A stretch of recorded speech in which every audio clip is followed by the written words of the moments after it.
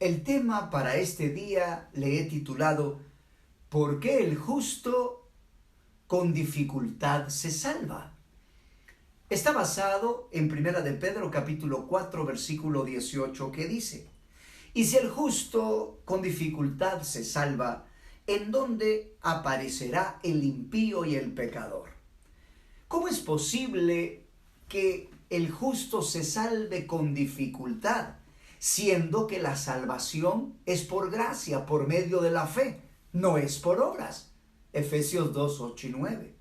¿Cómo es posible que sea difícil salvarse si la salvación es un regalo? La Biblia dice en Romanos 6:23 que la paga del pecado es muerte, pero que la dádiva de Dios es vida eterna en Cristo Jesús, Señor nuestro. ¿Cómo es posible salvarse si Romanos 3:24 dice que somos justificados gratuitamente por la gracia en Cristo Jesús, gracias a su redención? Romanos 5:18 dice que por la transgresión de Adán vino la condenación a todos los hombres, pero que por la justicia de Jesucristo vino también la justificación de vida.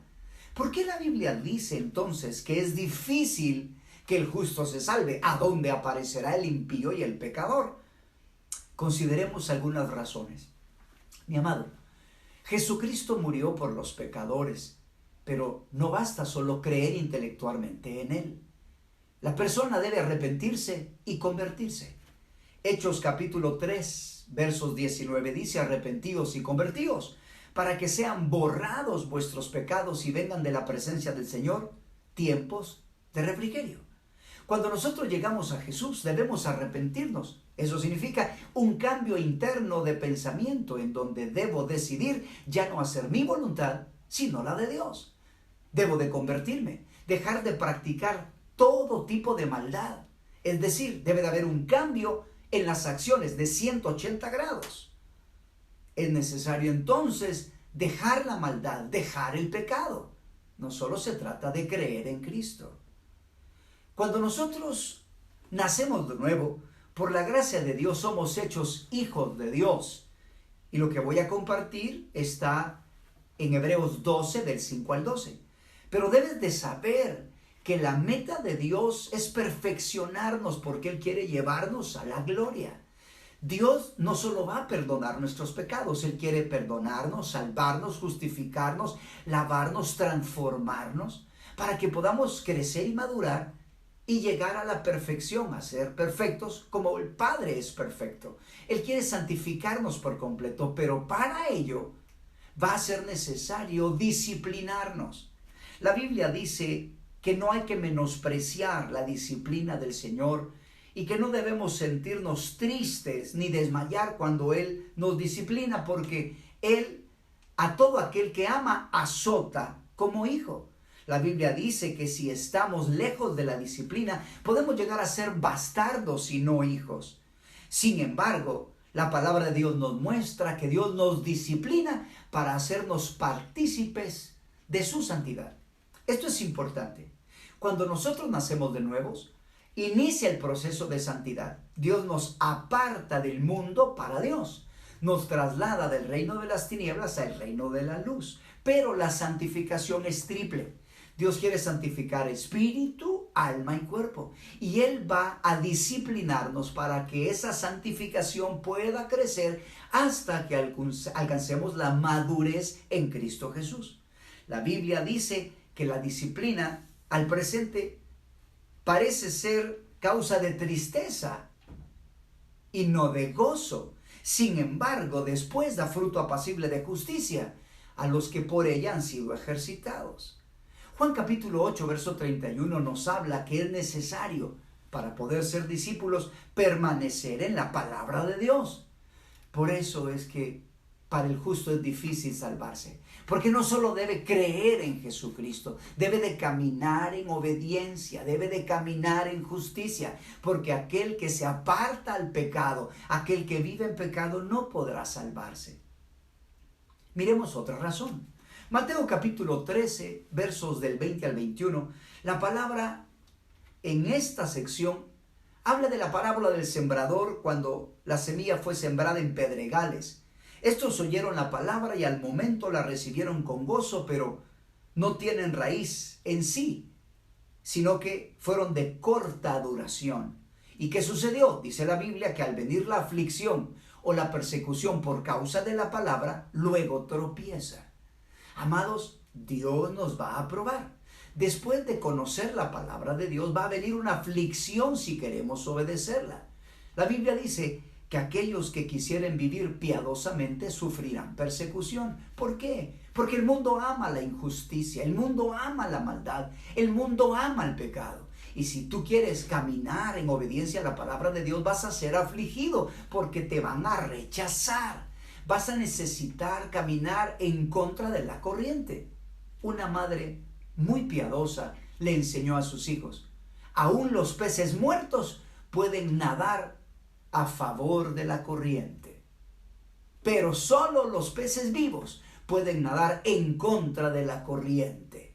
Así que para poder nosotros nadar en contra de la corriente de este mundo, vamos a pasar por aflicciones que conllevará obedecer a Dios y ser santo. Por otro lado, muchos, dice la Biblia, que por haberse multiplicado la maldad, el amor se enfriará. Mateo 24, del 12 al 13, pero que el que persevere hasta el fin, éste será salvo. No basta, mi amado, para ser salvo creer. Es necesario, además de creer en Cristo, obedecer. Aquellos que creen intelectualmente y no producen obras de arrepentimiento, fruto de arrepentimiento, se están engañando al pensar que son salvos. Si las personas no alejan del pecado, no dejan de vivir en injusticia, se están engañando pensando que han sido salvos. La Biblia dice en Hebreos capítulo 12 y versículo 14, seguid la paz con todos y la santidad, sin la cual nadie verá al Señor. Yo entiendo que cuando somos en Cristo, Dios perdona nuestros pecados, pero el pecado debe de ser cortado. Yo entiendo que la inmadurez es no desarrollar el fruto del Espíritu, pero eso no significa practicar el pecado, mi amado.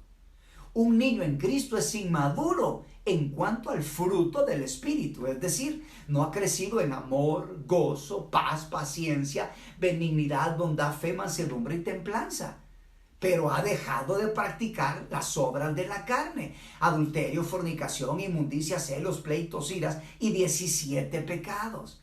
No nos engañemos, practicar el pecado nos llevará a condenación. Hay una parábola muy interesante porque esto nos debe de producir temor, porque uno de los pecados imperdonables es no perdonar. En Mateo capítulo 18, versos 23 al 35, habla cómo a uno se le perdonó 10,000 talentos y a otro se le perdonó, no quiso perdonar 100 denarios. Los dos tenían deudor. Uno le debía 10,000 talentos y el otro le debía 100 denarios. Pero la parábola muestra cómo el amo al que le debía 10,000 talentos lo perdonó, pero el amo al que le debía 100 denarios no lo perdonó. El siervo, fue malo, el que no quiso perdonar a su consiervo, porque él había sido recibido a perdón y a misericordia. Se le perdonó lo que hoy serían millones de dólares y él no quiso perdonar como unos cuantos miles de dólares. ¿Qué sucedió? El amo al que tenía la deuda mayor, cuando se dio cuenta que no había perdonado a su consiervo, lo metió en la cárcel y lo entregó a los verdugos hasta que pague el último de su deuda. Y el Señor al final nos enseña: aquellos que no perdonen de su corazón las ofensas de sus hermanos serán entregados al verdugo. Eso significa que si nosotros no perdonamos, el Padre no nos va a perdonar. ¿Y quién podrá salir libre del castigo eterno?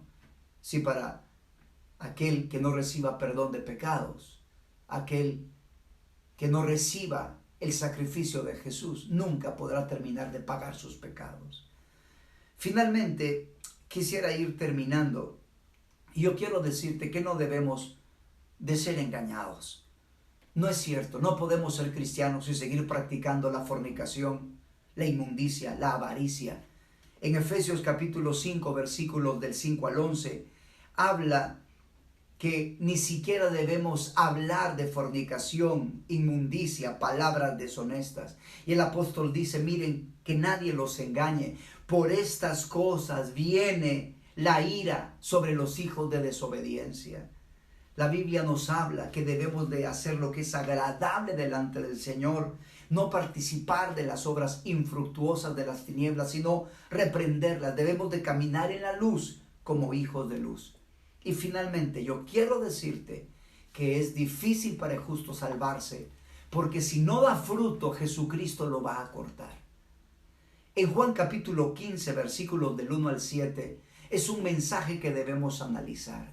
Amados, Jesucristo es quien está diciendo. Él dice, yo soy la vid verdadera y mi Padre es el labrador. Aquel que no lleva fruto en mí, lo quitará. Y Jesús explica, permaneced en mí para que puedan dar mucho fruto. Pero aquellos que no dan fruto van a ser separados de la vid y van a ser echados al fuego. Y como pámpanos se van a secar y los van a recoger y van a tirarlos al fuego para que ardan. La única manera para dar fruto es permanecer en Jesucristo. ¿Qué quiero decirte? Quiero decirte que no puedes estar pensando que para ser salvo lo único que debes hacer tú es creer en Jesús. Amado, la gracia ha sido derramada por el Señor Jesucristo, no solo para perdonarnos, sino para transformarnos. Yo no comparto este mensaje para que tengas miedo y dudes de tu salvación. No, solo quiero compartirte que es necesario que comprendas que Él es poderoso para guardarte sin caída y presentarte justo, santo y sin mancha delante de Él con gran alegría. Que no solo debes de buscar la gracia para ser perdonado, debes de buscar la gracia para dejar todo pecado, para vencer toda maldad. La Biblia habla cómo Dios en Cristo nos va llevando de triunfo en triunfo. Lee Romanos capítulo 8, cómo somos más que vencedores, que tribulación, angustia, persecución, hambre, desnudez, principados, potestades, lo alto, lo bajo, nada nos puede separar del amor de Cristo, pero debes de pelear la batalla de la fe. No solo debes de creer, debes de buscar al Dios de toda gracia para que te dé las fuerzas para vencer el pecado, para caminar en santidad, para caminar en justicia. Amado, la Biblia dice que es difícil al justo salvarse. ¿Qué va a pasar a aquel que practique el pecado? Yo te lo voy a decir, irá a condenación.